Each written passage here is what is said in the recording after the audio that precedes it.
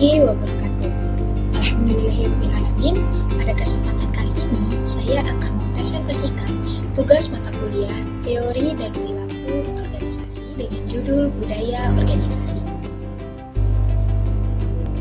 Sebelumnya, perkenalkan nama saya Putri Cikal Seri Rahayu dari Program Studi Manajemen Pendidikan Islam dengan nomor induk mahasiswa 2101014 dari STAI Bakti Persada Bandung. Sebelum kepada pembahasan, kita tidak asing dengan kata organisasi. Dalam kehidupan sehari-hari, kita dihadapi dengan kehidupan berorganisasi, baik dengan organisasi yang kecil ataupun dengan yang besar. Organisasi terkecil yakni meliputi ruang lingkup keluarga, di mana ayah menjadi kepala keluarga, dan organisasi terbesar yaitu ruang lingkup masyarakat.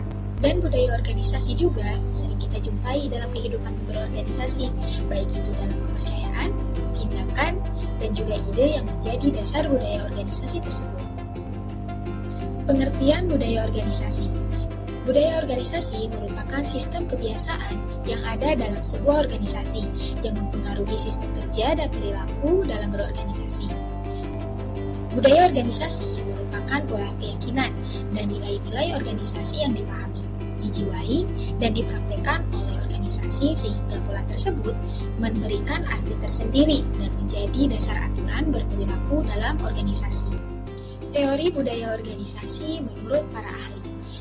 Yang pertama, ada menurut Pakansky dan O'Donnell Tuhiya. Budaya organisasi merupakan proses mengindikasikan apa yang merupakan ranah yang sah dari penyelidikan. Yang kedua, ada menurut Lettens, mana budaya organisasi adalah norma-norma dan nilai-nilai perilaku anggota organisasi. Semua anggota akan berperilaku sesuai dengan budaya yang berlaku agar diterima oleh lingkungan organisasinya. Yang ketiga, ada menurut Sains. Budaya organisasi yaitu pola dari berbagai asumsi dasar yang ditemukan, diciptakan, atau dikembangkan oleh sebuah kelompok. Fase-fase budaya organisasi. Fase merupakan suatu tahapan, juga suatu perubahan yang terjadi secara berturut-turut pada sebuah proses. Fase budaya organisasi terbagi menjadi dua fase. Yang pertama ada menurut Kotter dan Hesketh pada tahun 1997. Fase ini biasanya tidak terlihat di permukaan, sebab dihubungkan dengan nilai-nilai, norma-norma, keinginan, dan keyakinan, dan sistem yang telah dibentuk dalam sebuah organisasi. Nilai-nilai ini diturunkan secara turun-temurun, di mana anggota yang sudah lama akan menurunkan tradisi budaya organisasi kepada anggota yang lebih muda. Konsekuensinya adalah tidak mudah untuk mengubah budaya organisasi pada fase ini, karena diyakini baik serta diwariskan secara turun-temurun. Selanjutnya, fase kedua. Dalam fase kedua ini, budaya organisasi dapat dilihat prosesnya pada penerapan perilaku anggota organisasi. Dilihat melalui cara-cara anggota organisasi tersebut melaksanakan berbagai kegiatan, seperti cara berpakaian, mengambil keputusan dalam organisasi, dalam cara pelayanan terhadap konsumen, atau anggota lain pun bisa terlihat unsur budaya organisasi. Fungsi budaya organisasi. Yang pertama ada pembeda, di mana organisasi akan tampil jelas berbeda dengan organisasi yang lain karena budaya yang dianutnya. Yang kedua yaitu identitas, di mana budaya dalam organisasi bisa menjadi ciri khas yang mendefinisikan organisasi itu sendiri. Yang ketiga ada komitmen, di mana dengan adanya budaya organisasi menjadi salah satu penguat antara anggota karena memiliki budaya yang sama. Lalu yang terakhir ada sistem sosial, di mana budaya organisasi menjadi sebuah perekat hubungan sosial baik dengan anggota ataupun dengan organisasi yang lain. Karakteristik budaya organisasi. Yang pertama, ada inovasi dan pengambilan risiko. Sejauh mana para anggota organisasi didorong untuk inovatif dan mengambil risiko. Yang kedua, perhatian kepada rincian. Sejauh mana para anggota organisasi diharapkan memperlihatkan presisi kecermatan dan analisis pada rincian. Yang ketiga, orientasi hasil. Sejauh mana manajemen memfokuskan pada hasil bukannya pada teknik dan proses yang digunakan untuk mencapai hasil. Yang keempat, orientasi orang. Sejauh mana keputusan manajemen memperhitungkan efek hasil-hasil pada orang-orang yang ada di dalam organisasi itu. Yang kelima, orientasi tim.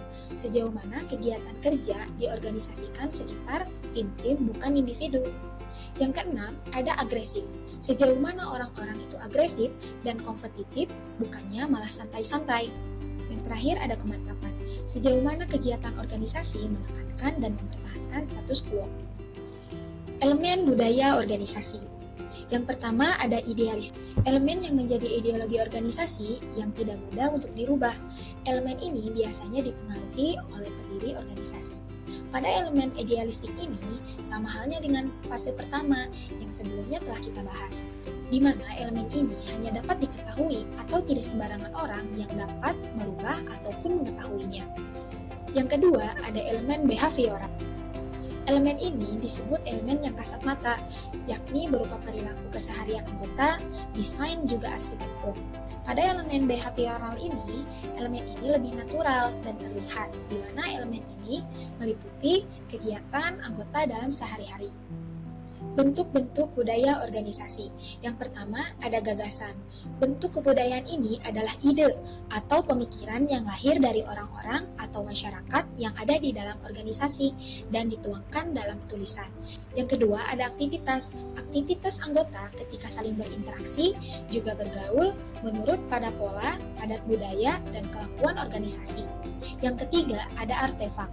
Wujud dari aktivitas organisasi dan karya berupa benda yang bisa diraba ataupun didokumentasikan. Dampak budaya organisasi. Budaya organisasi diyakini sebagai faktor utama penentu kesuksesan kinerja organisasi. Keberhasilan suatu organisasi untuk mengimplementasikan aspek-aspek nilai-nilai atau values budaya organisasinya dapat mendorong organisasi tersebut tumbuh dan berkembang secara berkelanjutan. Budaya organisasi memberikan banyak dampak pada sebuah organisasi, baik dalam proses pencapaian tujuan, juga dalam kinerja anggota di dalam organisasi. Contoh budaya organisasi dalam perusahaan ternama. Pertama, ada perusahaan Lion Air. Didirikan oleh Kusnan dan Rusdi Kiran. Perusahaan maskapai penerbangan Lion Air ini memiliki reputasi budaya organisasi yang cukup baik. Faktanya, Rusdi sering melakukan pertemuan informal dengan karyawannya untuk mendiskusikan ide-ide yang dapat meningkatkan dan mengembangkan perusahaan. Belajar dari perusahaan Lion Air ini, kita perlu memahami bahwa memberikan kebebasan kepada karyawan dalam berpendapat dapat memudahkan kultur positif terbentuk antara karyawan dan perusahaan. Selain itu, perusahaan maskapai penerbangan ini juga sering memberikan atau mengajak para karyawannya untuk mengikuti kelas pelatihan. Yang kedua, ada perusahaan Facebook. Didirikan oleh Mark Zuckerberg, Facebook memiliki budaya kerja yang dapat mendorong karyawannya untuk bersikap kompetitif, namun tetap nyaman untuk bekerja di dalamnya. Bahkan menurut survei yang dilakukan oleh Payscale, 93% karyawan Facebook mengaku sangat senang dan puas ketika bekerja di perusahaan media sosial ini.